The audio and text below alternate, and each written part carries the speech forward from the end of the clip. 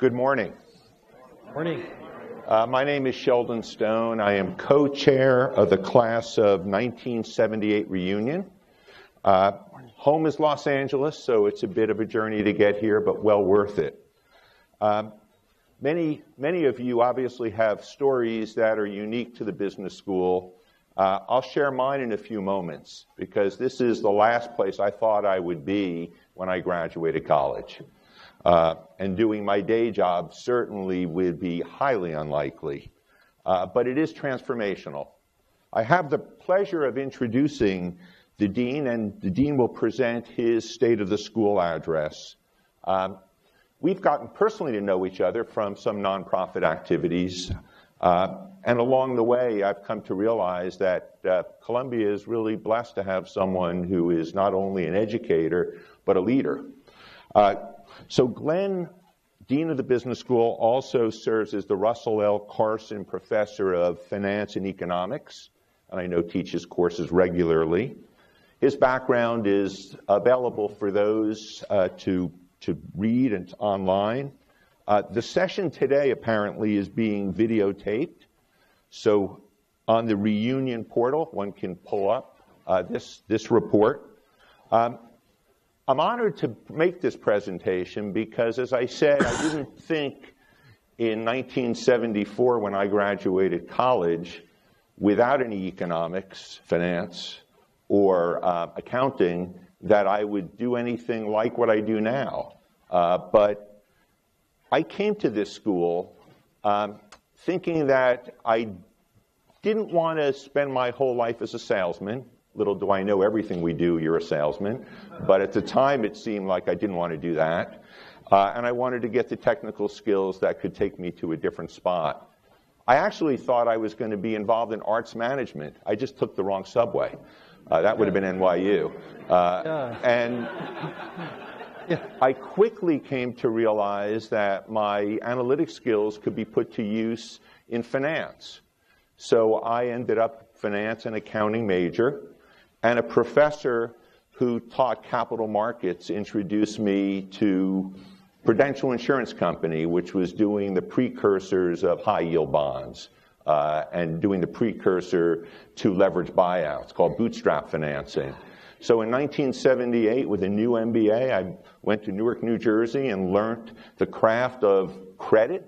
And that's what I've done for the last 40 years in various capacities as an analyst, as a portfolio manager. Every place has someone who kind of got you on the path. Columbia was instrumental to me.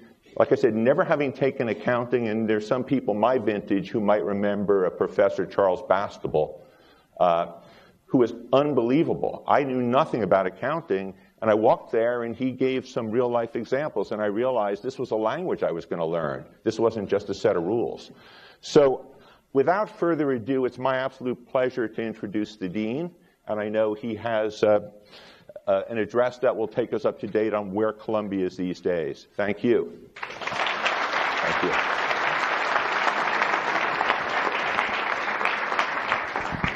Thanks. Good morning, everybody. I hope reunion's going well. Yes, we tried. I could almost stop everything I was going to say based on what Sheldon already told you. What reunion is about is what we are about, which is connections. You're busy people. You're choosing to be here on a Saturday. You must think you're going to get something out of the day. I hope so, beyond whatever lunch is.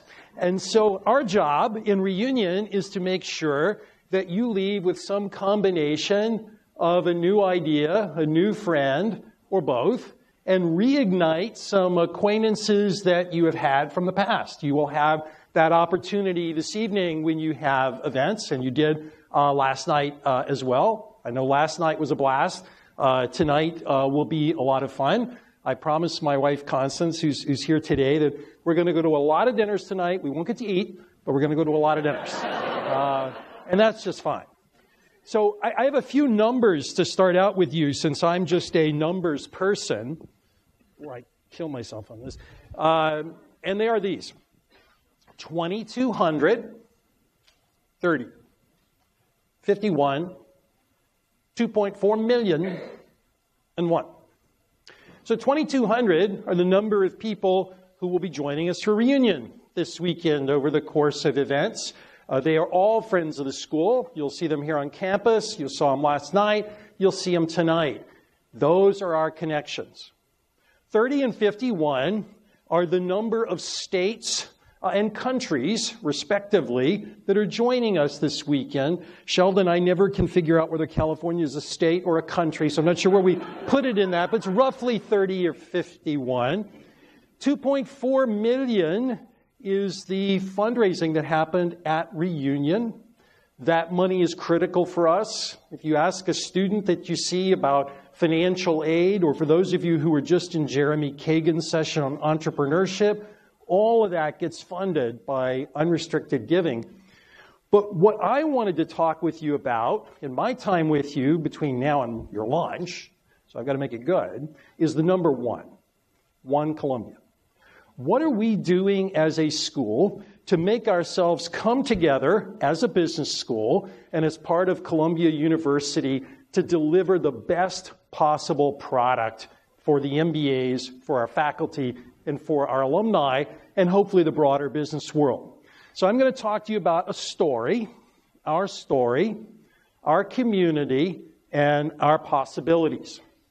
So what I want to speak to you about are really three things. So I'm going to start at a glance, because I know some of you take our temperature regularly and you know everything about us, others of you less often. So I'll try to level set. Who are we? Why do we think we're distinctive? What's our business case? The second, challenges and opportunities.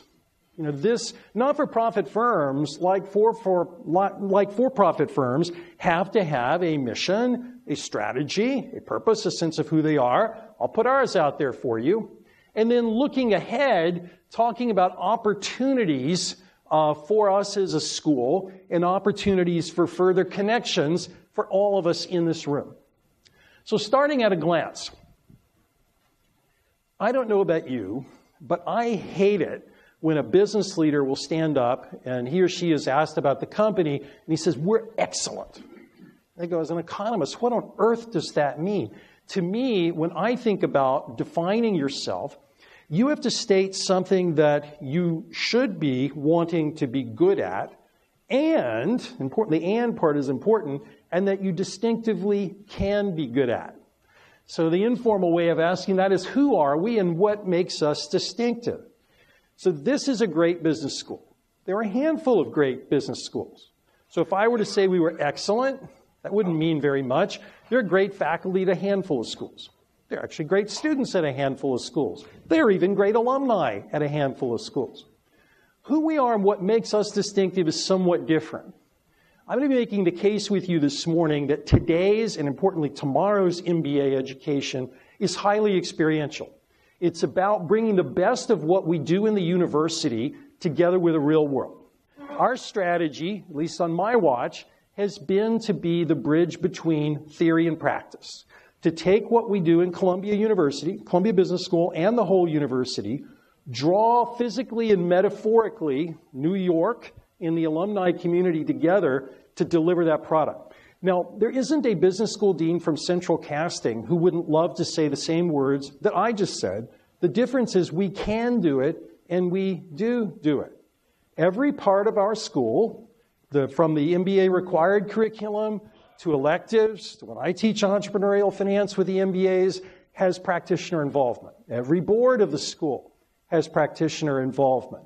We send students constantly, as I'll describe, out into the world. That is a distinctive asset for us. You will get more of that here at Columbia than any other business school. What are we doing? Just to refresh your memory, depending on your association with us, obviously most people think about the full-time MBA program. So we have a group of students who join us in August of every year. We have a smaller cohort that will join in January of a year and go straight through without an internship. Those are our full-time MBAs. We and Wharton are very large players in a different part of the MBA marketplace as well, executive MBA. So executive MBAs are people who are working full-time and going back to business school. I teach in all of our programs. To tell you, executive MBA teaching is a lot of fun because to be with people who are going at that pace while working, while commuting, these are an amazing bunch of people. We view it as a real sweet spot for us. MS, Masters of Science programs. MBA is a leadership degree. It's a general management degree. But we have some MS programs. These are about experts. The MBA program is not about training an expert. But we do have MS programs in accounting and fundamental analysis, financial economics, in marketing and business analytics that we do joint with engineering. Those are about training experts. They're typically younger students who aren't interested in general management. We also have a very strong PhD program. Part of our mission as being part of the university is training the next generation of teachers because these are students in our program. They're not in all likelihood going to be teaching here, but we contribute to a pool, as do our peers, and then we hire back. It's very, very important for what we do. And then we have a very large executive education business, which I always say to the faculty is a business about exhaling, but also about inhaling. Exhaling is obvious. We're trying to take the intellectual capital of the school and bring it to the business world.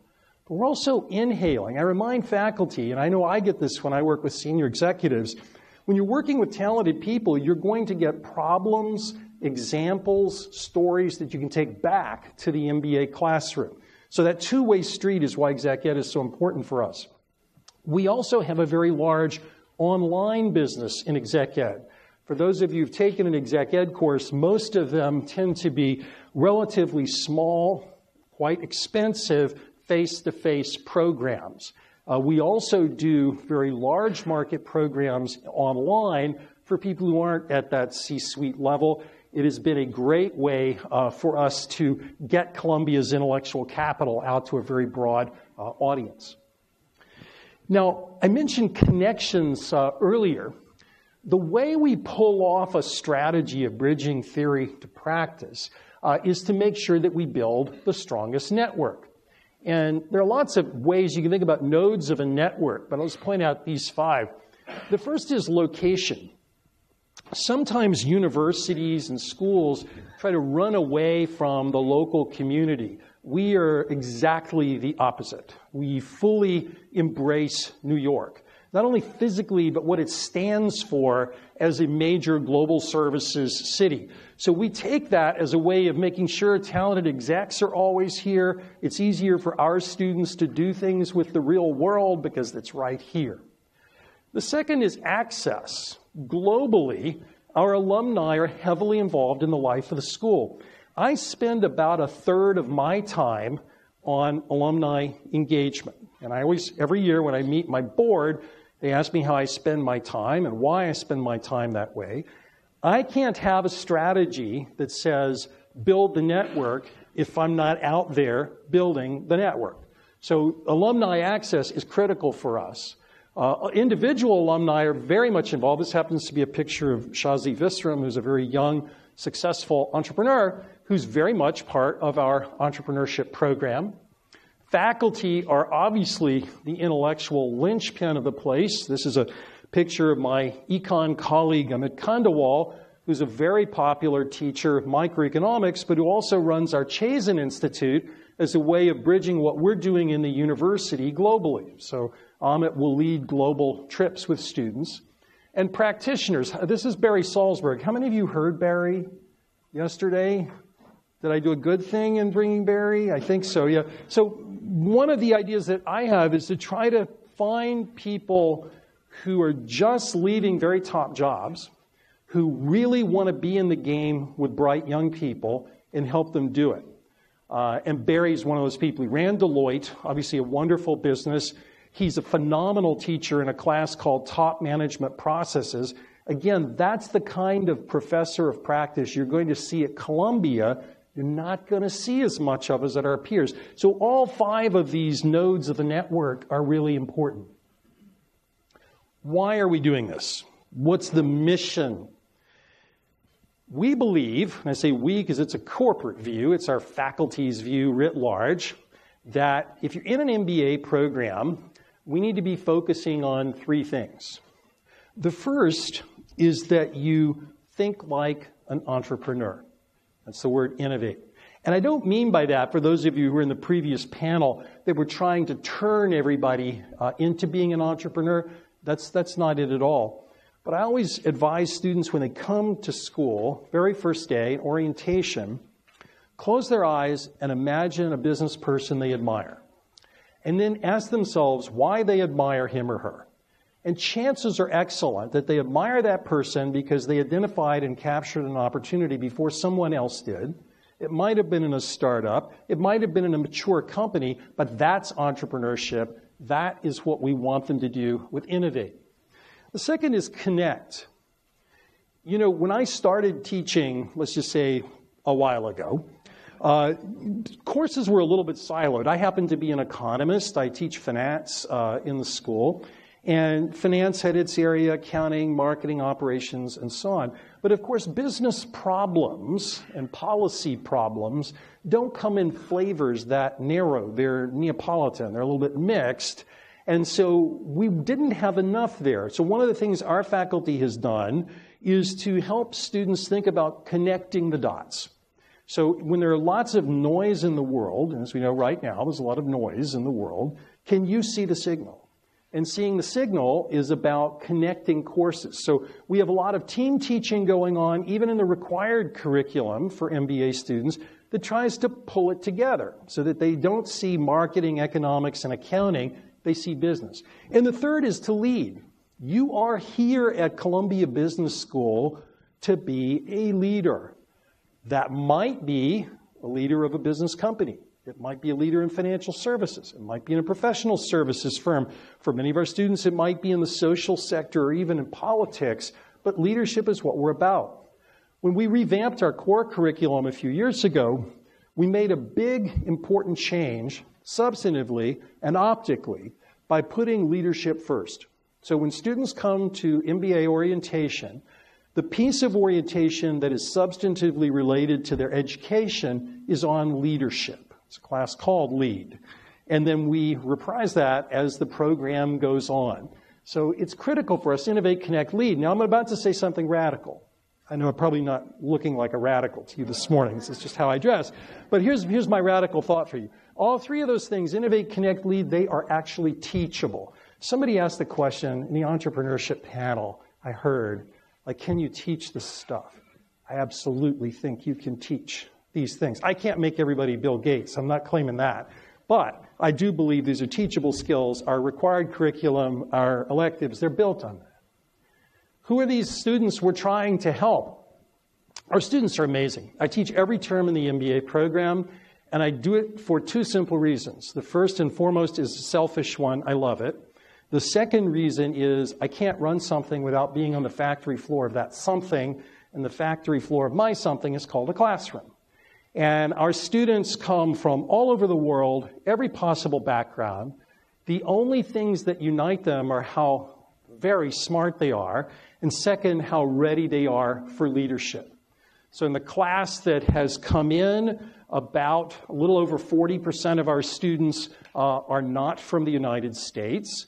A little over 40% of our students are women. Students represent every possible industry. For those of you who think of the school as really about finance, Amazon and Google out-hire almost all financial services companies at the school. I'll say a little bit more about that as I go on, but this is maybe a different place than you might imagine. I could have pulled up 1 million class profiles. You can see for these students who are in the first year of their MBA program, they're not just smart by whatever their GMAT was, but they come from interesting backgrounds. It is truly a blessing to be with them. When I greet them, I say something I really believe is true. Fully half, at least, of what they're going to get out of the MBA program, they're going to get out of each other. And I don't say that to minimize my own or any faculty member's contribution. I say that that's the learning experience, and we're lucky. One thing that's changed a lot is how students approach the process of matching. You know, we're a professional school, so a big part of coming to Columbia Business School is a career. It's not just literally that job you're going to get right after business school, but are we helping you think about your future? Now, on the one hand, things look pretty much the same. If you look 3 months after graduation, virtually everybody has a job, wants a job, and they're pretty happy with it. Under the hood, a lot is going on. So when I started as being dean, you could think of career management as really almost a recruiter management function. There were a set of very large recruiters. There was a lot of white wine and shrimp toast, and you brought them with the MBA students, and that's the way it worked. Now, I want you to think about lifting weights at the gym, where there's bells on each side, equal weight. On this side, the weight is, call it McKinsey, Bain, Goldman Sachs, Amazon, big companies. That's half our students. But half of our students are going to work for a firm that hired 2 or fewer MBAs that year from us. Now think about that. Now don't think of all those firms as just startups. Some of them are exciting growth companies. Some of them are actually mature companies who just don't hire that many MBAs compared to, say, finance or consulting companies. But if you think about what that means and why, again, I and others spend so much time with alumni engagement, we do that a lot with alumni coaches and networks. We can't possibly staff up for that end of the barbell, but yet that's where half of our students want to go. So this has been a big change, not just at Columbia, but throughout business education. And from day one, we try to work with students on a pathway. And if you tell me you're interested in McKinsey, this is how to approach it. If you tell me you're interested in a growth startup, well, it's going to be a different approach, and here's how you should approach it. We've been really blessed over time and now with a fantastic faculty. And I and colleagues spend a lot of time. This happens to be my colleague Wei Zhang, who's an outstanding finance professor in the school, and is actually down in the dean's office at the moment. And one way we've done that is tried to build the faculty with people whose intellectual capital is obviously large, but who are also trying to move the needle of practice and share this mission of taking what they're engaged in research and bringing to the classroom. So, for example, Wei, in her academic work, works a lot on activist investors. She's also led a seminar with bringing activist investors together with her and the MBA program on how that works. To change a faculty, of course, requires growth, and over the course of the past decade, we've been able to add 21 net new colleagues, not just change, but net new colleagues, and 39 professorships. Again, this comes from financial support, largely from our alumni community. Another way we have tried to really develop and then disseminate intellectual capital is through our research centers. And the Hubbard Center, which is probably known to many of you, is a great example of this. So I say to center heads, I want you to be involved in 3 things. One is research. I want you to be developing new ideas that people are going to think are important. The second is curriculum in the MBA program. It's got to be relevant for our students. And the third is outreach. There needs to be an external constituency that's going to call me up and tell me you're doing a good job. So those are the 3 things you need to do. So value investing is a great example. Going back to its history at Columbia with Graham and Dodd, you had a professor, David Dodd, in the business school, and a practitioner leader, Ben Graham. Bruce Greenwald, my colleague who you'll hear from with me, I guess, later this afternoon, has built a phenomenal program in value investing on the same model. He has collected the Ben Grahams of today's world, like Warren Buffett or Mario Gabelli and others, and brought them in with the students. Tano Santos, who's another finance colleague, is joining Bruce as a co-leader since Bruce will be retiring soon. But the Hubbard Center is a fantastic model of doing that. And as a commercial, if you want to come here, Bruce, this afternoon, all I can promise you is Bruce and Joe will be interesting. I'm going to be moderating them, and I still don't know what's going to happen. I know we're going to start on time and end on time, and I'll try to steer, but it's going to be fun. Another great example for us is global outreach. We have long been the most global of our peers. That's partly being part of New York's DNA. We've always had more international students, international faculty, international outreach. In recent years, we have been able to capitalize on that with the work of our Chazen Institute. So the Chazen Institute takes students out in international study trips, takes faculty out, brings people in, overseas practitioners and faculty to work with our students. It is a big part of both our inhaling and our exhaling globally. We also have a very strong entrepreneurship center. I know some of you were in the entrepreneurship panel before. The Lang Center, Jeremy Kagan, who moderated that panel, is the new director of the Lang Center. I appointed him fairly recently. Jeremy is tasked with building an ecosystem inside the school, but also very importantly connected with the entrepreneurial community. One really interesting thing about New York, compared to if we had this conversation 15 or 20 years ago, is how vibrant the entrepreneurial community is in New York. In fintech, in life sciences, in a number of areas, and we have tried to plug that in at Columbia. And this program has the largest number of seat miles, if you will, of students sorting themselves out as to where they want to take classes. Just to give you a sense of our ecosystem, these are companies and institutions that have leadership positions held by a Columbia MBA or more than one Columbia MBA, and we're very, very proud of that. We try to focus in our entrepreneurship program in three things: think, start, and grow. So given the way I opened the talk and talked about innovate, I think every MBA needs to think like an entrepreneur. So that's the think. That's in the core. We try to weave in cases in the required curriculum that are about thinking. Another is start. Some students really want to start a business. There are a number of classes like that. And the third is grow. So I teach a class in the MBA program called Entrepreneurial Finance. It's really a corporate finance class on financing growth companies. The hardest part of entrepreneurship, even harder than starting something, is actually scaling it to that next step. Almost very little in many business schools on that. We have tried to focus on all three of those, not just with regular faculty, but also bringing in practitioners. Very proud of the progress there. If we have faculty, we have students and centers for alumni, it is vital for us that people stay connected. Now, part of connections are group events. This reunion, or one that we have in Paris coming up in October. But we also have events going on all the time, all over the world. And I spend a bunch of my time on the road attending such events, as do my colleagues on the faculty. We have 80 alumni clubs.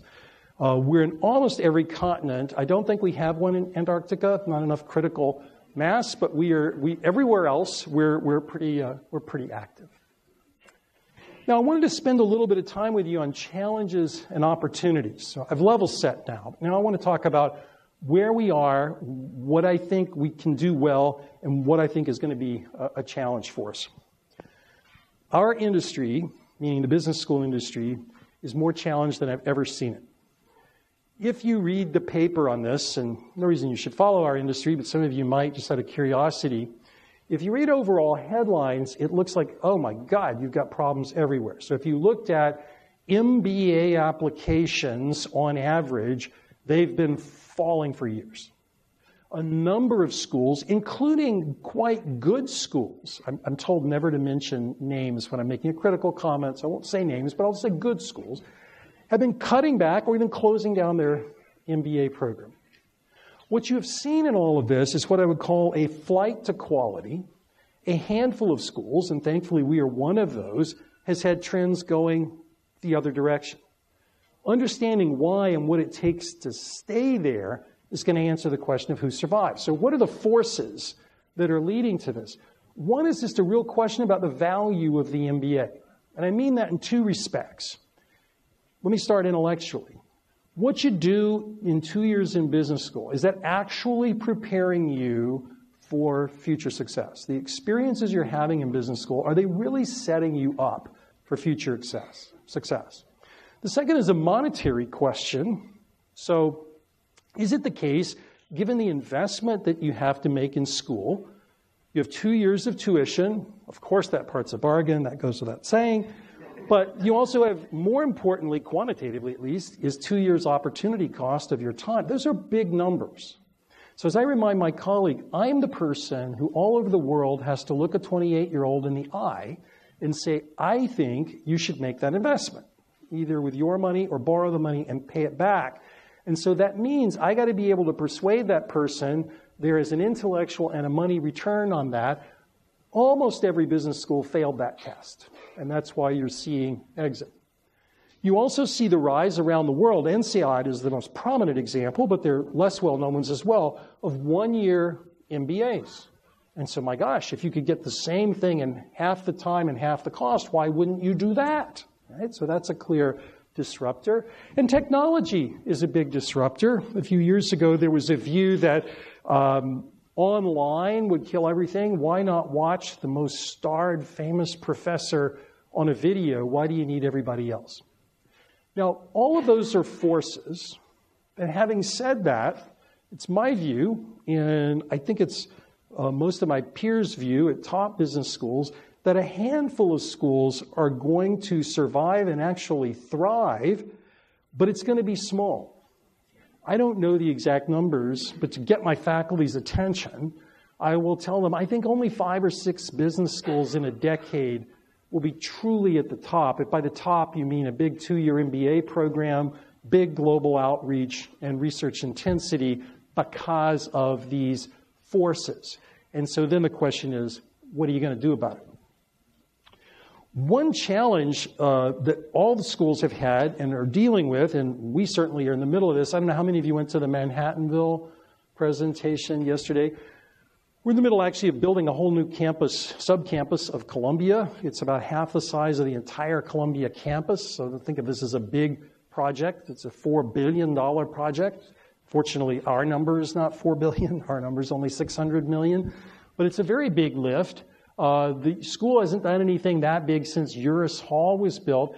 It's interesting. When I was fundraising for the building project, I showed pictures of architecture faculty protesting in the 1960s, the building of this building. So even then, let's say it was viewed as handsomeness challenged by peers. So physical space is clearly something that we have to work on. And if you think about students, what are they looking for in this value proposition? What do we have to work hard to make sure we've got? The first relates to the cost of their education, of financial aid. Good news and challenge. So this year, we spend 5 times as much on financial aid as we did only 6 years ago. Phenomenal. The problem, as I remind my board, is in life, you don't compete with yourself in a time series. You compete with other people in a cross-section. And so if we really want to be on our game, all those great trajectories I just showed you, they need to double. That's what it's going to take to give our students that experience. Second is facilities. That one is in train. The Manhattanville campus is about twice as much space as we now have for the same size population. So you can do the math on what the transformation is. Why so much is about the way we teach, the way we'll do research with faculty, the community for alumni. It's truly a game changer. I've literally pulled my hair out about it, but it is truly a game changer. And the third that we spend enormous amount of time on is curriculum. Remember when I talked about that value proposition that I have to give a 28-year-old? It's got to be about experiential learning. If I'm just telling somebody, we're going to teach you finance, well, there's only one finance. The Modigliani-Miller theorem is what it is. It's the same thing at Chicago as it is here. And so what we've really got to do is figure out what's special about our community, the way we do it, how we connect students to experiences. So all the curricular changes we're making in the school are a way of getting at this question of the value proposition for students. Our strategy in doing that is to answer some whys. So I always remind my colleagues, it takes a lot to run a university or a piece of a university. I got to have a reason students want to be here. I need a reason that the best faculty want to teach here instead of somewhere else. I got to have a reason that the alumni want us to be part of their lives instead of just a piece of sheepskin on the wall. And then I've got to have a value proposition so that the whole university thinks we add values. I say it lovingly, but universities don't always love business schools. You've got to kind of work at getting love and getting involved. So students, the essential question is, why get an MBA? When I'm at dean's meetings, people start talking about who they compete with. I'll tell you who I'm most worried about is not a school that's in your head. It's the word none. That the best students wake up one morning and say, you know what? That's too much money. It's too much time. I'm not going to do it. Not that I'm not going to do it at Columbia. I'm not going to do it. That's the battle I'm fighting. Yes, we compete with each other, but I'm worried about that none margin for the best. So to answer that, yeah, we have to solve the earnings equation. I don't know if you follow all the various rankings, but one of the rankings in the Financial Times actually measures money's worth. And we've always been in the top 4 or 5 on money's worth. That's very important for many students. But also, so is exposure to ideas, real ideas, not just textbook ideas, but ideas that are going to move business and a better network. I got to deliver those things if I want students to want to be here.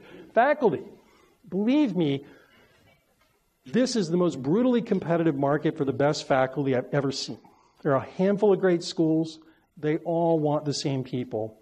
And whenever I think about a binding constraint for me, it's the number of rock star faculty. You give me one extra Bruce Greenwald and ask me what I can do with him in terms of students, in terms of outreach, in terms of visibility. So we're competing for those folks. So what do faculty want? Why Columbia? We win by emphasizing a connection in research they can't get anywhere else.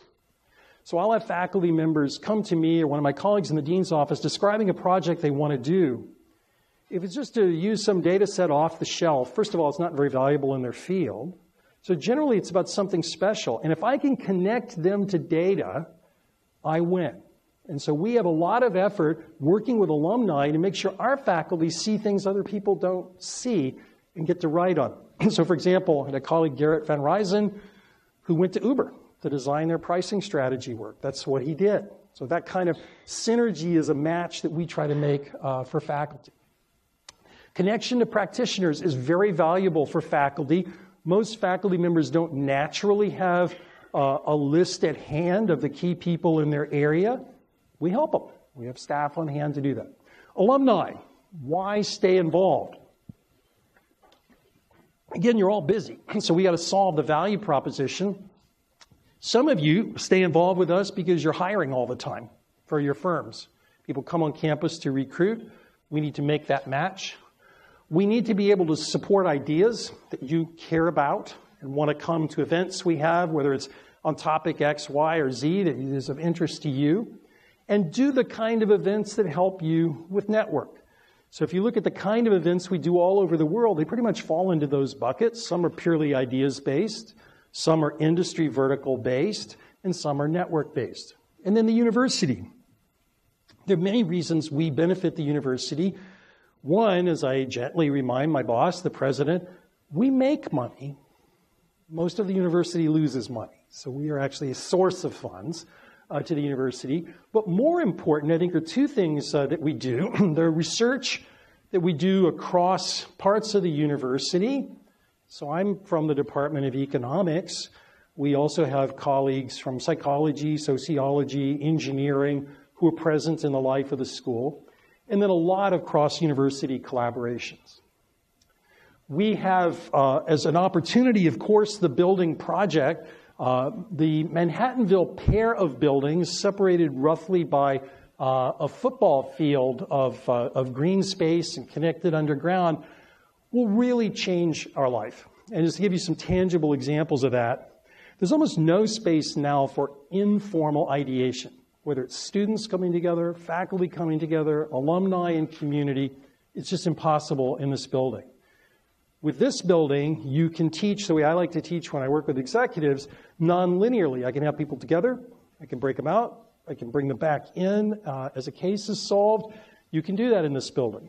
Faculty will have smaller private spaces and larger public spaces so that they're actually forced to talk to one another. And many options for relaxation, food and coffee spread throughout, again, to promote community. Space is an enabler.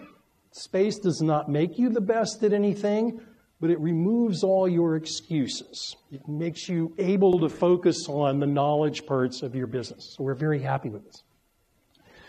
We have, as part of all this, obviously focused on financial muscle. Because if you're trying to catch up to your peers, do more financial aid, hire more faculty, build buildings, that obviously costs money. I don't have to go through all the numbers on this slide, but I can tell you all the arrows point up and up a lot. And that is a statement about what our community has valued in the school. This is absolutely critical for us. The good news is we've done well on all these metrics over the past several years. But let me remind you what I said in the context of financial aid. We're not running a race with ourselves over time. So what today looks like relative to yesterday, it's interesting, and maybe in some way we get judged on it, but the question is where we are relative to our peers. I told the school's board, and you could view this as good or bad news, depending on how you think about this. I think the school, with everything it's done now, is really poised to win a race that I see coming. And the race that I see coming is this race for experiential learning. It's going to be a different, possibly, set of schools that win the race than won the past race. We're probably about $20 million of budget a year short of winning that race. So if you think about it in capital terms, like $500 million. That sounds like a lot of money. And if one of you wanted to give it to me, I'd be absolutely thrilled. You'd be making my day. But it's actually not. If you think about where our peers are, Harvard Business School's endowment is probably 4.5 times ours. So I'm not talking about replacing deltas among schools. Our strategic advantages are so large, that's really where we need to be, and I think where we will become. What are we doing online, which is another way we're reaching out to the world? We're not in the online degree business. You've probably seen some schools have either closed their MBA program or they offer that as an alternative. Look, there are 3 reasons you go to business school: ideas, talent, and network. And the online part isn't going to survive. It's not going to give you that in an elite school. But it can do some important things. We have most of our core classes available online. And one reason I push the faculty to do that is pre-MBA. So Sheldon was talking about his background. People come to us super smart and excellent, but they don't all have the same background. There may be somebody who comes to school who's never seen a financial statement, or somebody, God forbid, who's never seen economics. That would bring tears to my eyes, but it's possible that they're human beings who do not love economics. So those folks can take, just part of pre-MBA, have free access to one of our online classes. In the core, what we do with online is in some of our tools-based classes, use it to do purely mechanical things before class, so that rather than the professor taking time on deriving something, you do that part online, you come with him or her in class, you can actually focus on the business problem you're trying to solve. So again, we're not trying to make a class online, same number of hours inside the classroom, we're trying to make the hours richer, going back to that value proposition. And the third is non-degree. We have a big business in exec ed with online courses. We also have experimented with the idea of online certificates for people who want elements of an MBA program, but who perhaps don't want to make the commitment of getting an MBA. So we've been a big investor in this business, have been for several years. Feel free, please, to check us out. Cross-campus collaborations I mentioned. This is a really big deal for me. I remind students, you didn't just come to a great business school, you came to a great university. And don't you stay here for 2 years and forget that. So if your interest is in law or public policy, why don't you do something with the law school or the School of International Public Affairs? If you're an engineer by training, why don't you do something with engineering? If you're interested in health sciences, why don't you do something uptown? So what have we done? In entrepreneurship, if you think of what the university does writ large, there are spokes and we're the hub. So what the Lang Center does is provide guidance for entrepreneurial ventures throughout the university. To be candid with you, many of the most interesting ideas I see at Columbia are not actually in my school.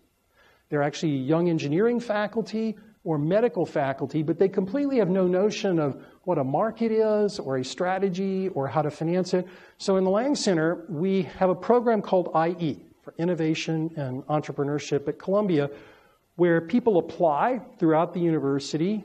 We select 12 to 15 a year. They work with faculty, including myself, and then we have outside alumni from the venture capital world who work with those folks. It's a way of us bringing together the university. Some really quite interesting businesses coming out of that.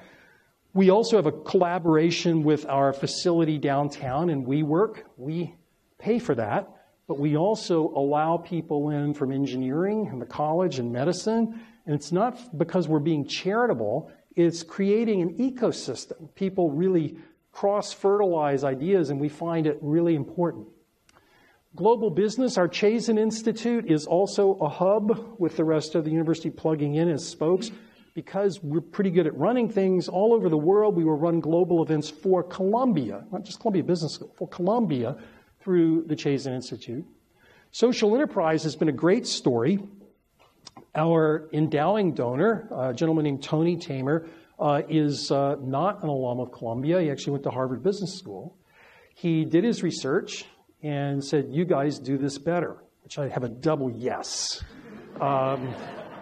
The check and the better. So what Tony and his gift have allowed us to do is take social enterprise throughout the university. So you may have read about it, but we have a big program on prison recidivism, which is incredibly important for business leaders in solving a talent problem. We've been doing the leading work in that. We do a lot of work in social entrepreneurship. That is not just philanthropy, but creating businesses that can be self-sustaining, internally cash-driven, while having a mission. This is something very valuable for us. We train not-for-profit boards and executive directors with Robin Hood all over the city. All this is really a cross-university effort. And then in the law, we have the Richmond Center, which we do jointly with the law school, that's centered on broad public policy questions that are both legal and business. So their faculty, their students, our students come together, a series of really, really interesting events and problem solving. I urge you to check them out. Looking ahead, I'm excited. A year or two ago, I got to go all over the world and talk about the school's centennial. It's great to cut 100th year birthday cakes and go back and say how many institutions survive 100 years. You know, in the world it's not that many, so something in your community must be very strong, something in your story has to be strong, your possibility has to be strong. But more interesting to me is what's next. And as we look ahead as a school, we're putting really our emphasis on connections. We're trying to bring people together. It's that bringing people together that's going to solve the value proposition problem I mentioned before and ultimately the standing of the school. An example of that are great events. So you're at an event now that I hope you will enjoy all weekend. Your reunion, we work hard at it. But another is our upcoming annual dinner, which is May 7th. I hope you will be there. It's at the Natural History Museum. How many times do you get to eat under a whale? So you can take that. And then if you ask, well, what am I going to get out of this annual dinner other than steak and a whale? I'm going to get to see some great elements of what it means to be a community. Randy Quarles is the vice chair of the Federal Reserve for Financial Supervision. He's the first person to hold that post at the Fed. He's a Columbia Law graduate, part of our community through his family that has been very active here for a long time. We're honoring him in government. In business, we're honoring one of the members of the schools board, Mark Galogli, who runs Centerbridge. He's a longtime private equity and debt investor. He has been wonderful for the whole university, where he's also a trustee, as well as for us. And then we always do an early achievement award as well. And this year, it's a couple because they happen to work together on the exact same business. Jamie Kern-Lima and Paulo Lima, who actually met here at business school. They built a very large cosmetics company and have sold it. A very, very successful story in entrepreneurship and very dynamic people. Two wonderful dinner chairs that are part of our community. Shiza Razavi, who's here in New York, and Filippo Del Vecchi in Hong Kong. If you come that night, I can't promise you the world's best meal. Banquet meals, I don't know. I can promise you the world's best company. You're going to see the connections in progress. You have another chance to connect with us outside local areas in Paris in October. That's my ooh la la invitation for you. October 12th through the 14th. every year or every time we do a global reunion, we do them around the world, happens to be in Paris this time, I always ask the staff, find things to do that are hard for people to do on their own. You're all busy, but you're also all successful, you do lots of things all the time. I want to give you something special. Yesterday at a lunch, I sat next to somebody who spends a lot of her time in Paris, and she's saying, I can't believe you found these places. So take it from her. It's going to be great. So I hope you can join us, mark your calendars for that.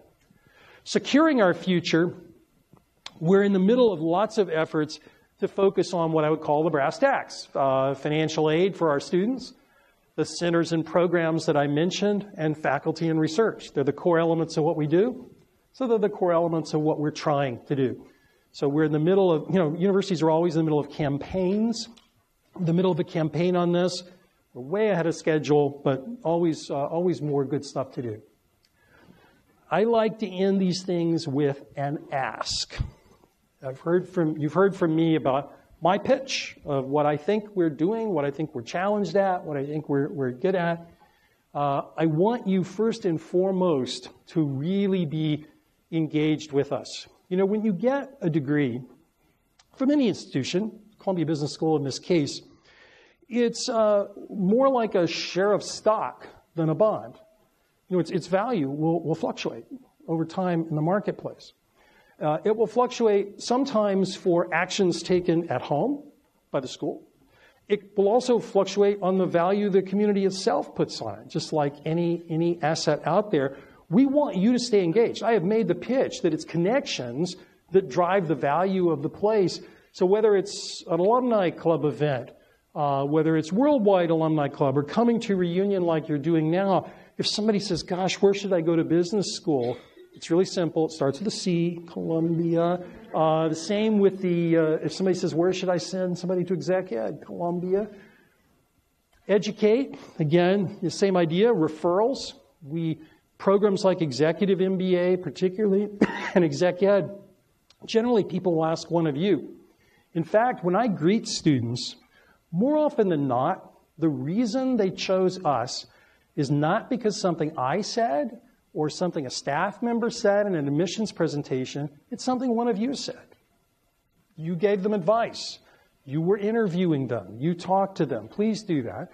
And of course, we need your help too financially. This school is about, call it in a typical year, 60 or 65% of our budget comes from tuition dollars. That means all the rest comes from philanthropy. It comes either from the here and now of people giving or from endowment income. It is a critical part of our world. But I want to end where I began, which is really thank you. Thank you certainly for spending a spectacular spring Saturday in a windowless auditorium room with me. That's a quick thank you. But thank you most of all for what you're doing with and for us. And we promise to be repaying that in spades. So thank you. I know we have time for some questions before I send you off to lunch. I don't know if somebody's got a mic. Anybody has a question? Thank you.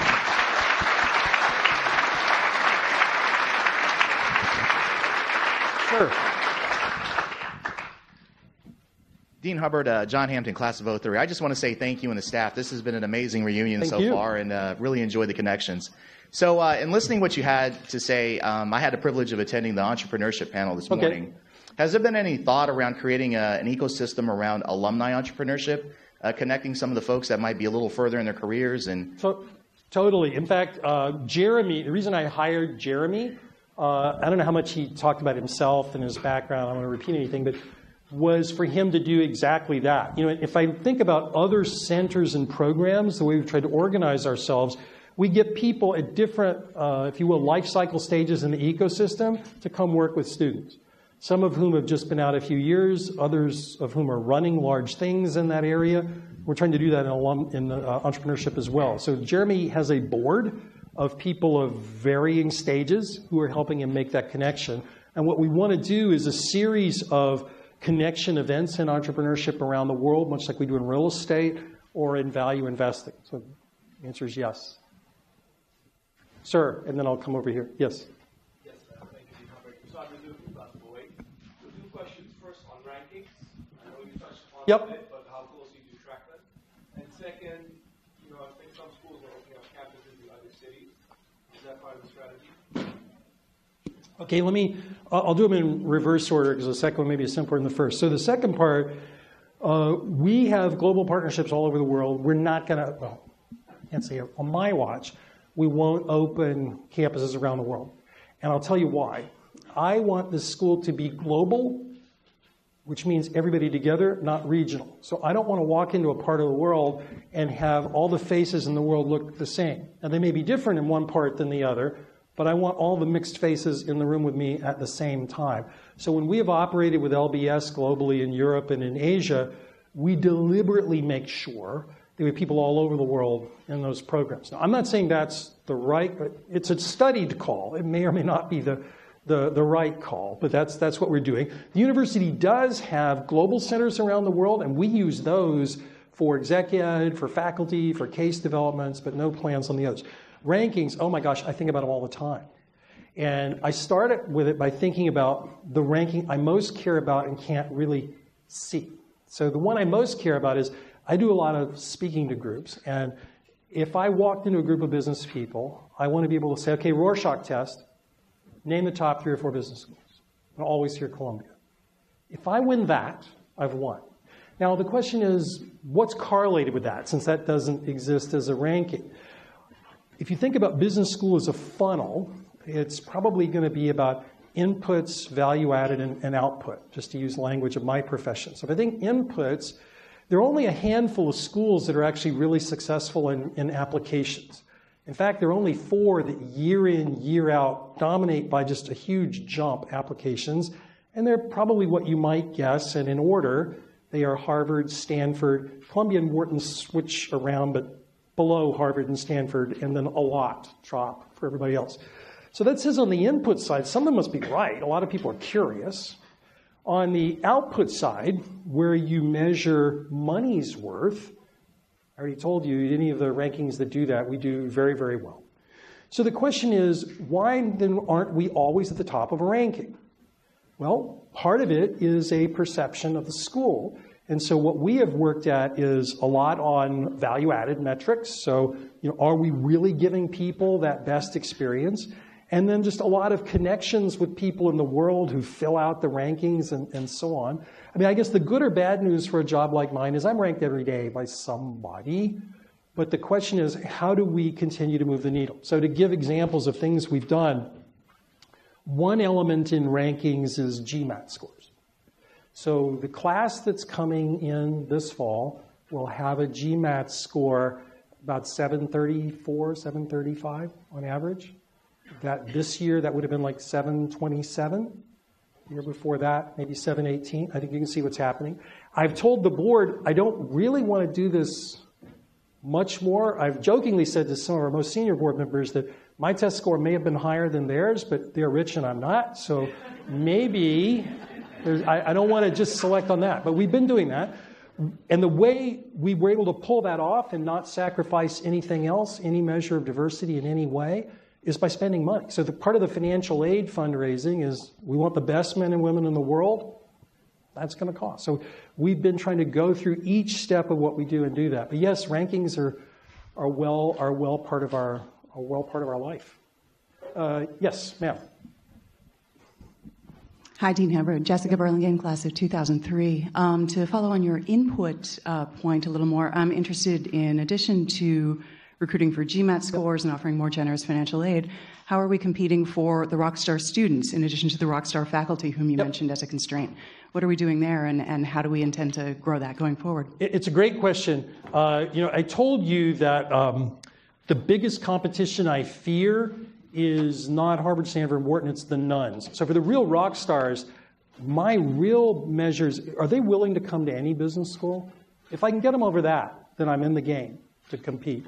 And so we do a lot of events at colleges about business school, not because you're necessarily going to go to business school right after college, but to make the case that an MBA is worth it and that a Columbia MBA is double worth it. We do a lot of events around the world where faculty, including me, will present directly to students at target companies who might be of interest to us. And then one of our secret weapons are verticals inside the school. So we will use student interest groups. So, for example, student organization and investment management will help us recruit people who say that's what they want, or real estate, or QUIB for Columbia Women in Business, or entrepreneurship. So the students are actually, our current students are actually a good secret weapon. Now the problem is we're all trying to do that. Nothing I said is a brilliant, unique idea. The question is the execution of it. And so what we try to always ask is, like, what would make that student want us? So we need to figure out things in our program. There's no unique value proposition that gets you to come to business school. But once you've told me you're interested in real estate, I can truly look you in the eye and say that's the best in the world. So I try to find areas like that. But I wish I had a silver bullet to tell you. I don't. We actually have a question from someone next door. Oh, I forgot. We've got studio audience. How has the current U.S. government administration stance on immigration and visas affected your international application rates and career management strategy? Great question. It's probably a story for another day, my general views on administration stance on immigration, but suffice it to say, as an American, I was born in the United States, I want the smartest people anywhere in the world to want to live in and work in my country. And I don't say that because I'm a saint or because I'm charitable. I say it purely because it's great for my country if that happens. So I find it inconceivable when somebody doesn't share that view for high talent people. You're literally leaving money on the table.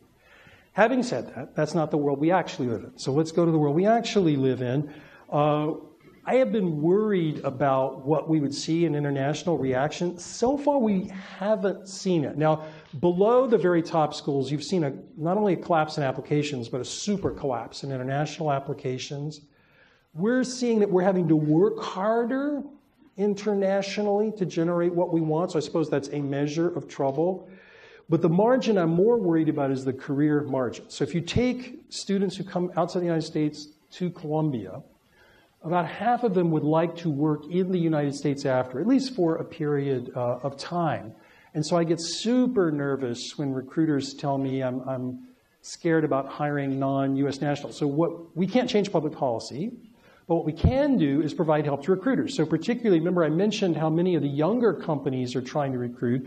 We will actually help those companies strategize and execute what it means to place a non-U.S. national in their firm. We try to lower the entry barriers and the transactions costs for doing it. But it is a headwind, and it's not good for our country. It's not good for higher education, and it's certainly not good for American business. I have my own views on what it would take to solve that, but that's probably not the subject of this conversation. Yeah. Hi, Mazia Delili, class of 03. I have two quick questions. First one, in 5 years for the reunion, are we going to have it in the new building, or is it still going to be here? No, if for reminiscence purpose you'd prefer it to be here, but no, the new building will be open. Actually, there could be a concern about a loss of potential connection between alum who are used to URIS versus the new building. We'll definitely help you for reunion find your way. The loss of connection that I'm worried about, believe me, we'll give you white glove. We'll get you up there. But what I'm worried about is the following, and your question I take very seriously, because I told you a lot of our faculty have ties in the university, myself, the econ department. So how do we keep that? I mean, the econ department's still here. So is the engineering school. So is all the other connections I mentioned. And so what we've done is arrange for some swing space on this campus for our faculty. We also have subsidized the university's current shuttle bus service to make it much more effective going back and forth between the two. If I had my druthers, everybody we were a partner with would move with us, but that's not the way the real world works. But yeah, it's an issue. Less so about you guys finding it. I think you'll find it okay, and I think you'll rather have the reunion there than here. But I think day to day, we will still have to work on this. I've said to faculty, they need to think hard about transition to the building. And I don't mean like budget issues. I'm talking about what it's going to be like to be in a different place. How do you want to organize yourselves? And those are real. And the second question, is there a way for alum now to watch the classes online? You can do two things. One is even physically, I don't know how many of you know this, you can audit any Columbia Business School class for free, forever. I don't know if you knew that. So you might ask yourself, how can he possibly make a promise like that? Well, most of you won't do it. No, the serious thing is, I don't think you're not doing it because we don't offer any value. I hope that's not the case. I think you're not doing it because you're super busy. But I know whenever I teach, there'll be alumni in the class, so you can always do that. Your question about online, yes, there are online courses that are available. We do a lot of discounting and exec ed to any alum who wants to take a class. Sometimes people just want to say, like, I took marketing 25 years ago. What's different about marketing today than 25 years ago, or finance, or whatever your favorite area is? So both of those are open to you. But yes, sir. So I'm a student from the class of 2008. I'm French. I live in Singapore. And I have a question about the globalization. Yep. In 20 years, the average age in the US will be around 45, I think. It will be more between 25 and 30 in Asia. We can say that the world growth is driven by Asia. True. How can you stay connected and close to this growth when having the center in New York? There's another interesting fact, actually. I was with the CEO innovation for a major insurance company. And basically, when it comes to insurtech or fintech, he told me he doesn't even bother coming to the West Coast because Shanghai is where it's happening. So how do we stay connected if we are in New York and don't have this reach? It is a great question. The bulk of my overseas travel is to Asia. And it's for two reasons. One of which you mentioned, which is the locus of economic growth, is really Asian. The future MBA also has an Asian face. If you look at GMAT test taking, which would be an indication of are you interested maybe in going to business school, the only growth in the world is in Asia. It's either stable or declining everywhere else. So your question is very salient. What are we doing? We run a degree program in Asia with London Business School and HKU, but most of our connections are done globally through what we call block week elements. And I don't know how many of you have been in the executive MBA program, would know about this, but we innovated several years ago a block week teaching strategy so that students globally could come in to take a class. So when I teach, I tend to do it in that format. So I see people all over the world. I'll teach in Hong Kong that way, or London, or in New York. And then we spend a lot of time on faculty travel and events to the region to get people connected. But it's absolutely critical to do that. Going back to a question somebody else asked me, though, over here, I don't think the answer to that is just putting a separate Columbia Business School in Hong Kong or Singapore, as much as making sure we're as visible there as we can be. But I think any business school that forgets that is going to be dead. Yeah. Adam Harper, 03 Amber. What new classes are you considering, if any? It's quite interesting depending on where you are in the MBA program. So in the required curriculum, depending on when you went to school, probably the newest would be a business analytics class. So we used to focus students much more on operations research, more conceptual classes, but now much more on big data and analytics. So that's a required course. Every MBA student takes it. And believe it or not, the demand for very technical courses as a follow-on is very high. So 250 MBAs took Python last year. So when I tell the students, when I was trained as an electrical engineer in the 1970s, I took Fortran and punch cards. So their world is different than mine. But it's so exciting to me that that is happening.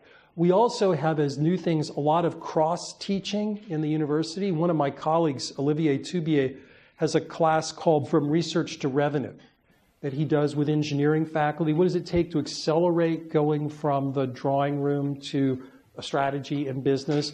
And we're opening up this year the same class uptown with the medical center as well. So a lot of what's new is on collaborations. One of the questions I ask the faculty, I have a homily every spring to the faculty. I think of it like that, and they probably think of it as whining from the dean or whatever.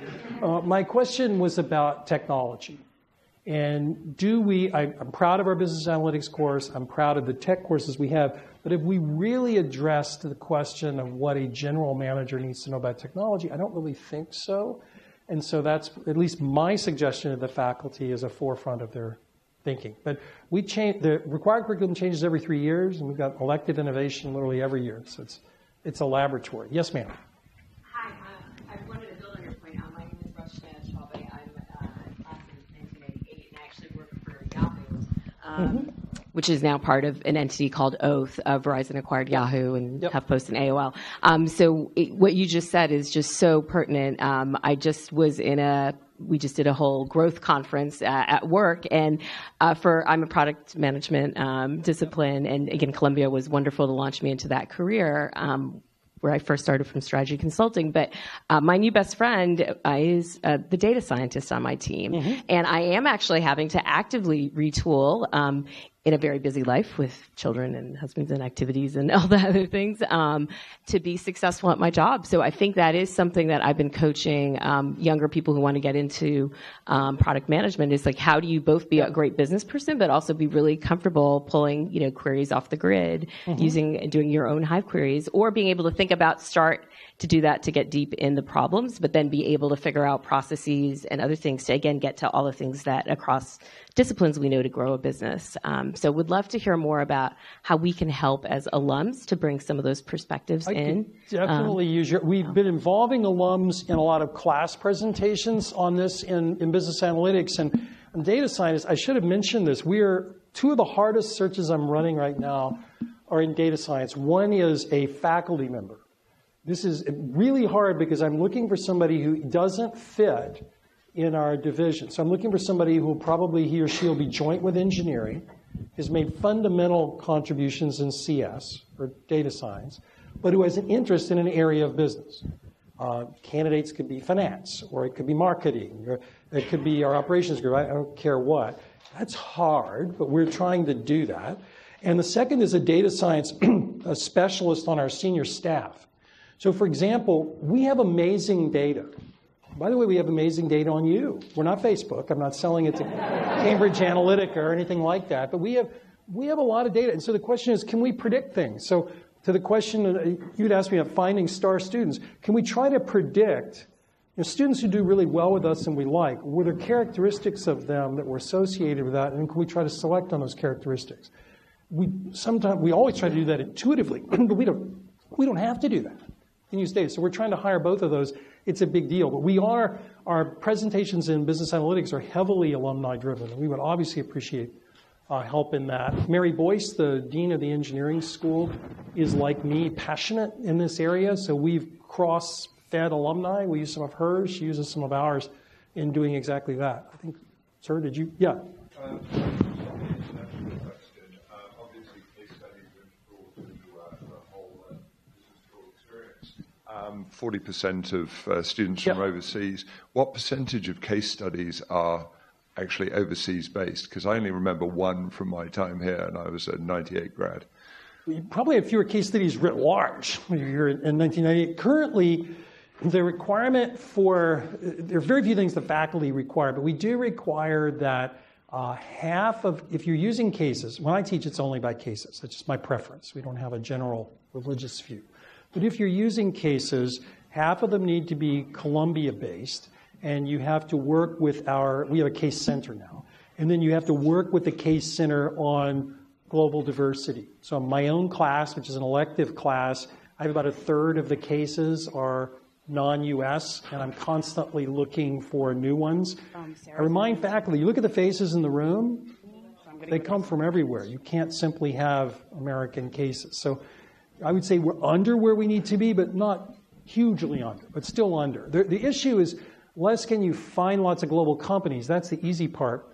The hardest part in any case is finding a teaching point. So when I work with course heads, I say, what teaching point are you trying to make? Don't ask me about a company. Tell me a teaching point, and then we'll try to iterate on the company. That turns out to be the harder part. Yes, ma'am. Hi. I just attended, thank you. I just attended end of last year a course at Harvard, Executive Education on Women on Boards. Okay. And as a senior executive, female senior executive, I'm passionate about closing the gender gap. I would love to hear your thoughts on that and what Columbia is doing to help. It's a great question, and as you know, around the world there's enormous pressure in this. In Europe, there are literally regulatory answers. most large U.S. investors will vote against a slate of directors if there's 20% or fewer female directors. What we've tried to do, we have a boards program in Exec Ed. We try to work very hard to make sure that we have as many female applicants for that program. I work very hard with faculty in general, but particularly star female faculty to help them with board access. One, it helps them personally, but two, it helps the school. If you're out there on a corporate board, you're bringing something back to the MBA classroom as well to talk to students. It's an opportunity and a challenge, I think, for women on boards. The opportunity is clear. It's an open door you're pushing on because companies all want to do it. It's still a challenge of making it through the system, and that's the part we're helping people with. The opportunity is the easy part. It's how to make sure you're on the radar screens that we've been trying to match, whether it's with the headhunters or with direct faculty networks with boards. There isn't a silver bullet, but that's what we're trying to do. Make sure I'm not dissing this side of the room. Sir? To piggyback on some of the questions and comments about getting information from alumni. Yep. Or to piggyback on some of the questions, Uche Akujo, yep. Global EMBA 2013. To piggyback on the questions, comments around what's happening globally, in particular Asia, and also in industry, could you maybe talk about some concrete steps or think about concrete steps in how to actually get feedback from what's actually happening in society? Some people have talked about what's happening at Yahoo. In my case, real estate, global real estate, I still don't feel or see that focus on what's happening in international real estate, especially where that's the opportunity for growth. And even talking about retail real estate, where that's a lot of conversation for good or for bad, yep. That's still not happening, and that conversation is still not happening in real estate. So I've tried, and I would love to really bring some of my experience into, back to the school. I just don't see that real mechanism to be able to influence what's happening. So I'd just like to get your thoughts on that. That's a great question. On real estate, it's totally our bad if you feel that way, because that's probably the area where we run the most global events. Europe, Asia, South America, and have a big center. So you should, I'll plug you right into our real estate. If we're not on your radar screen, then we're doing something wrong there. The more general question, which is crucially important to us, is how do we communicate with you, not just literally just you, but with 45,000 people, and get your feedback? It turns out to be hard and heterogeneous. So, for example, in China, we do a lot of it through WeChat groups. It's just, if I sent emails to people, I'm not gonna get through. And so we try to figure out what are the best way with groups of alumni to stay in touch. And we try to get feedback at the alumni club level. Here's what works here, here's what doesn't work. But we welcome that kind of input, because the challenge I have is both with you, but also, frankly, with the young people who are in this building every day. How do I speak to them in a way that they hear me, and how can I hear them back when communication channels evolve? So we welcome that. Sir? Thank you very much. I know the world is changing very fast. The reason I got it from you is that, I got the finance economics program here. And what I've seen, if you love finance and economics, I'm done. That's right, great.